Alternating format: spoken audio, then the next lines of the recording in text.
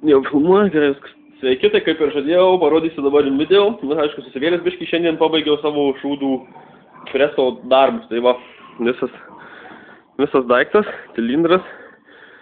Čia visa kamera, papuola į čia. Čia dar bus užvirinta skarda, kad plokštuma būtų. Čia viršų irgi viskas susidengs ant cilindro. Ir toliau papuls į čia va. Ir tuo vamzdžiu bus išstumima tolyn.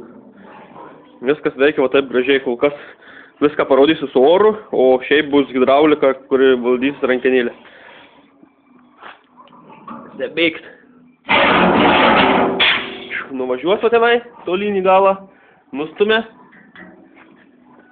Tada čia užsitrauks skarda, nieko nebus, ta prasme, kad čia neprikristų nieko. Tada rankenėlę pastumsim į kitą pusę, važiuos atgal.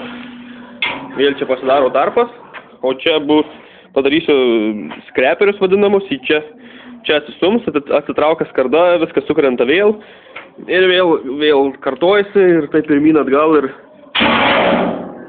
vienu žodžiu pirmyn atgal važinės, ir per kokius, manau, 5 stumimus bus išmeštas tvartas pats.